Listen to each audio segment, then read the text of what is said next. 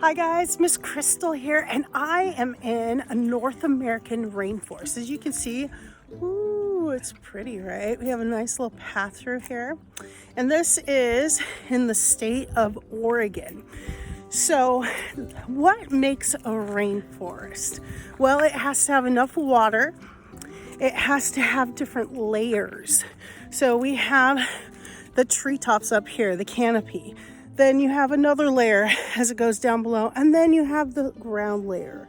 Okay, and this rainforest has it all. It has beautiful, beautiful plants.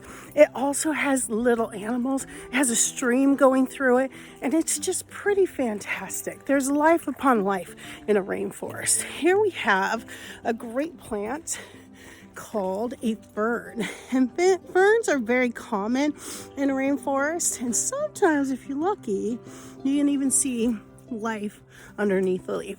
There's not as much right there, but a lot of little bugs and stuff like to put their eggs underneath there. So we're going to keep walking through here, and I'll show you different things as we go along. Okay, so here we have a nice little stream. And you can see that in this stream there's some logs. Can you see those right there? They're underneath the water. Now in the past, people used to clear those out because they thought, hey, we want to make sure that the river is clean. But what they noticed is the population of fish began to decrease. And the reason is those rotting logs actually help create healthy habitats, like a nursery for fish. So this is a complete ecosystem here. By having logs and just things that are rotting, it's a part of the nature that's here. And so we're gonna leave it as we found it. As you can see, more ferns, and it's really just beautiful throughout here.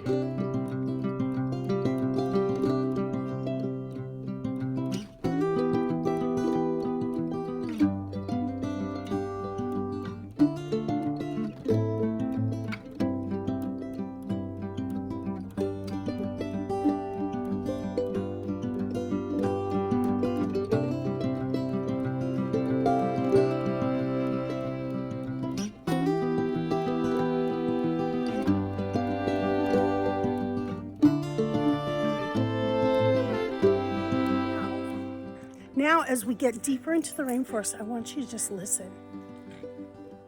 You probably hear mud pug breathing, but yes, I brought my dogs with me. But one of the things that you may notice, there's David. Since I mentioned the pugs, there's mud pug. Hi guys. Is it gets quieter as you get deeper into the forest. The reason is because the trees and the other plants make it so dense that it becomes cold and it becomes quiet.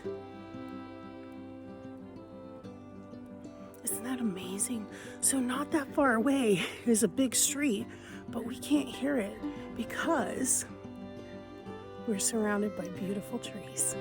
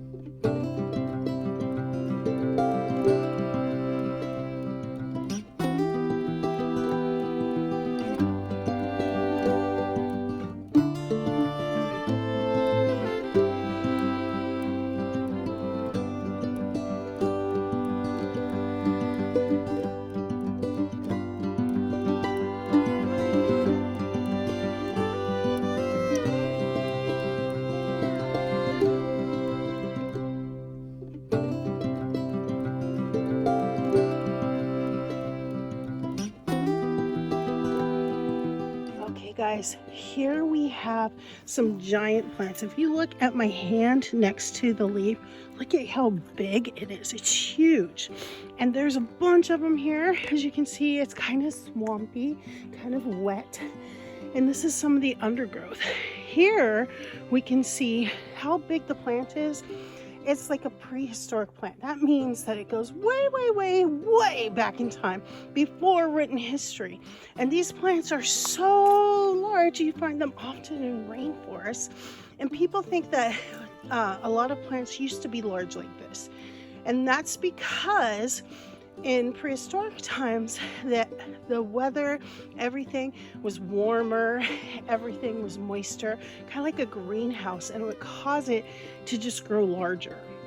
And so this is part of the rainforest, is it creates this environment that is friendly to bigger plants like this. I love this. It's really, really big compared to my hand. I thought I'd just share this with you. It's kind of awesome.